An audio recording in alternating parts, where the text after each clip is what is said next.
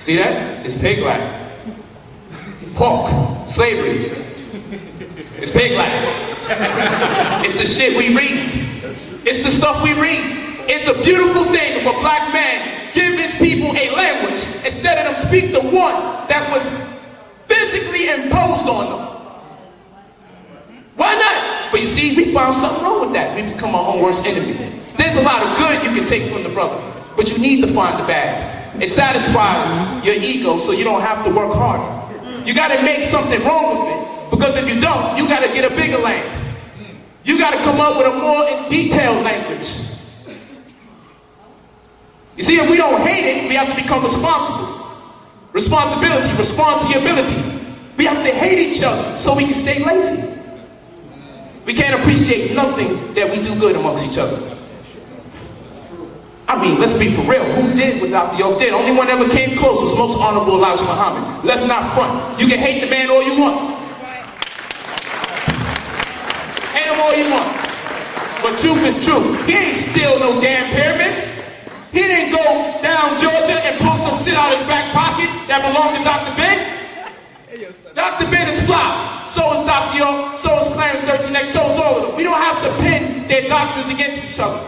We as their students are supposed to make sure we don't fall to the same egotistical traps that they fell in when they was teaching.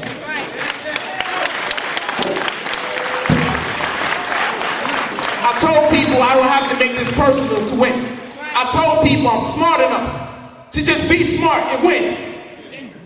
I don't have to tear someone down. The same person who talks about it spends their whole lecture tearing down, but doesn't give you nothing constructive that you can use. It's true. FBI lead witness. I don't feel that it is right that he's in jail right now because all of us were angry. And we all got together and agreed to this case. And we went ahead with it. And now he's facing life in jail. This is on my YouTube channel. I don't think he should be incarcerated because of that. I'm gonna go to the next highlight point. But nobody should be sent to jail because of a bunch of lies and what was said on that stand was a bunch of lies. It doesn't matter if the head or the lead witness says it. Niggas set in their ways. I already don't like him. So this time around, the white man is right. Every other time, he's definitely wrong. Let's go to the next one. See this black power shit? It's very seductive if you start hating too much. If you hate too much, you got reasons why not to be successful. You got reasons why not to appreciate each other if you hate too much. I told you, if you hate white people and you're not doing nothing to them, you're still going to work, you're still sending your children to school, you're going to have misappropriated hate and you're going to give it to your own people since you're not using it against the people that perpetrate the crimes against you that you feel with that conviction. If you don't do something with that energy, you're going to misappropriate it. That's right. There she go again. Everybody started venting in the car about different things that we didn't like. This is at the bottom left-hand corner. It didn't have nothing to do with child molestation. It had nothing to do with any criminal acts. It was just different things. Normal things that you don't like about growing up. You know, we might have had an argument with Malachi here and there. And we brought up situations. Jacob kind of fed off of that anger. And he convinced all of us that we should take the anger and we should go to the government with a story about his father. And then Jacob York says in an interview that I got on my channel, until one day we are all riding to Miami together, right? And all of a sudden this whole big thing came out. I mean, I go to Miami for Memorial Weekend every year anyway. You know, that's just one of my places. I go to Miami actually 10 times a year. I decided I'm going if y'all want to roll with me. We'll rent 2 rooms, everybody chip in, and we'll ride down there. Ended up starting out with 5 people, then it ended up being 25 people, and you know, you understand, we all grew up together, and in turn, by chance, this little Miami Beach thing, everybody that went, everybody testified against God. By coincidence. He just had the money all of a sudden. Black people being their own worst enemy. Let's go to the next one. Now, of course, I didn't help a lot of these people. Yeah, now, of course, I did help a lot of these people get jobs. What a coincidence. I did help them, you know, get their lives together, help them get apartments, you know, like I did that for a lot of them. Sure, not a problem. And a lot of them ended up being witnesses. Okay, a lot of them wound up being witnesses, or half of them, whatever. I just happened to get them jobs. I just happened to pay for their trips. It just happened to be 5. They just happened to turn to 25. And like half of them or all of them, one of the 2, all of them just testified. Just all happened like that. We all have to be upset with them. And we all have to be broke. So I was exploited because of my economic disposition. Someone saw our weakness. They saw, and we're gonna read the quote that corresponds with that now. To bring out the fact that all of these witnesses went on a trip to South Beach, Miami. We gotta think about that. Then you have old girl Montel Williams show. This is the right here. We're gonna go through it. Sakina Parham.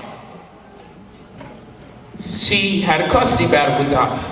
Like the other sister that was with her. Howard since Sakina Parham had charges against her for abusing my son. This is Dr. York talking from the House of Patmos CD. And she knew that she had filed child support in Clark County for me, but not in Putnam County, along with Polight Rogers, another female disgruntled. Well, I went to court in Fulton with Polight Rogers, and I won leave custody of my children, and Sakina Parham got scared because she knew, came to court there, and they found out she had abused my child. You had two people who had been disgruntled with Dr. York. Here go Nicole Ada Lopez, who was an admitted child molester, who took the stand against Dr. York because she was granted immunity. Go to the next one. This is her. And this is the sister right here, in the middle, on the left, at the bottom, in the middle. Farah Muhammad, who says that her brother was molested by this person. Who do they get to take the stand? People that are already in compromising positions. Black people did it. The white man just came to the land. First of all, there was black people in uniform too when they took the land, one. Second of all, the land was owned by 9 other parties, none of which is Dr. York, 2. Third of all, before they can get their incentive to be able to take the land, they have to convince our people that it's okay to do it. They have to get a subtle, indirect confirmation that they can do it, because they know all hell can break loose if we don't do this right. So they have to build a story and use black people to build it. They don't use white. So you say he just took the land. No, he had to build a story amongst disgruntled blacks that was so emotional. Their emotions superseded their intelligence. And thus they were used against their own. Later to say, I'm sorry. I didn't know it was going to go this far. We become our own worst enemy. Let's keep going. Look at this. We're going to go to Africa. According to PBS, we're going to go right down here. PBS Africans in America series companion book. And here's some more sources. I've been missing out on those. Here's some more sources. Africans in America, PBS 1998, Wonders of the African World, PBS 1999, and the African Trade History Channel International 2000. Just to give you some places where you can go to find some more of this information. But what we'll go straight to, more than 20 million Africans would be kidnapped in their own homeland. It's especially to show you Africans were enslaving Africans. That's real. Yeah. But you know what's crazy? We ain't gonna go there yet. Let's keep going. We ain't gonna go there. And they did it in the Congo. In fact, the Congo set it off with the Portuguese. Because Prince Henry did, like Spain did with Christopher Columbus, and funded a mission because they got tired of the middleman when they was getting salt and gold from the Moors. And they said, man, it's building our economy. We want to find a direct route to West Africa. Let's fund some missions in our endeavor to find out how can we get in. When they came, they wanted to be able to get slaves from black people from Mauritania. And they found out these black slaves were way more stronger than their white slaves. The white people was enslaving white people up in Europe. This is in the 1400s. About 1444, the Dutch started coming in. The Spanish started coming in because black people were selling to all of them. But don't worry, we got some references for you. Look at my man, Olada Akuyana. He was kidnapped at the age of 11 and sold to Nigerian slave masters, black slave masters, as an indentured slave, then later sold again, and later on purchased his freedom from work in Britain. This is the book called Interesting Narrative of the Life of Olada Akuyana, or Gustavo Esparza, the African. It was first published in 1789 and considered the first influential slave autobiography in Britain. This is a book from a slave that was kidnapped by black people, then sold to black people. This is a direct elaboration on a slave's account of being enslaved by black people. Let's go next one. Woo! And people don't like this. They just think black people perfect. No, we all make mistakes. But you ain't about to tell me that, oh, white man's devil, and when we do something wrong. I mean, come on. My child hits another child in the head, and they 6 or 7 years old, I do not say, well, baby, you know we can't beat our child, because after all, I mean, the white man's the reason why the child is hitting another child. We don't do shit like that. That's right. But then when this child becomes 21 years old, they no longer have to be accountable for their actions. So the children are more accountable and adults aren't? What's going on with this doctrine?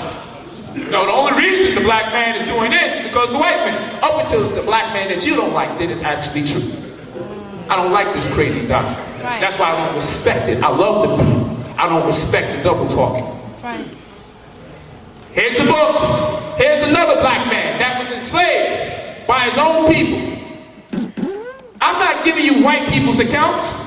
I'm giving you black men's accounts of what took place on those slave ships. Some of those images you hang up is an end result of black people selling black people to black people that sold them to white people. That's right.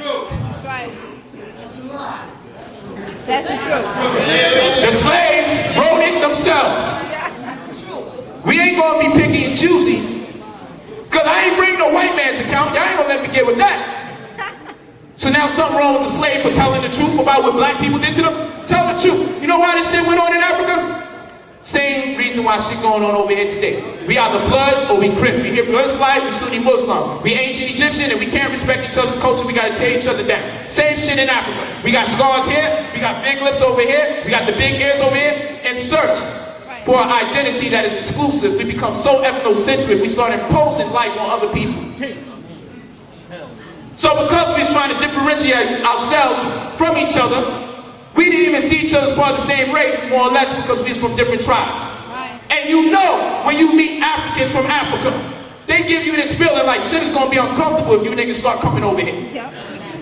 Don't front like you don't get this vibe, like they don't see you like you black too. Don't front like you don't feel it. I'm not saying all Africans, but many of us in here experience this kind of condescending vibe, like they don't think we all can get beat upside our head for racism. It's that tribal shit. It's that blood crip shit. It's that Hebrew Israelite, BPC, Black Panther, not to say that they advocate that ignorance. It's to say sometimes people get so caught up in their own cultural identity and insecurity, they gotta put other people's culture down.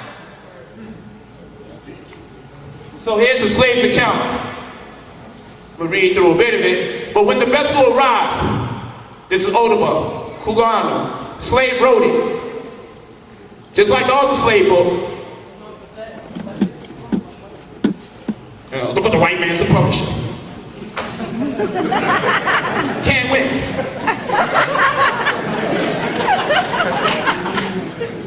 But when the vessel arrived to conduct us away to the ship, it was the most horrible scene. Listen to this. Because we was told what happened on the slave ship. But this time around, you're going to be told it coming from a brother who on the ship, the beaters, the cracker was the black people.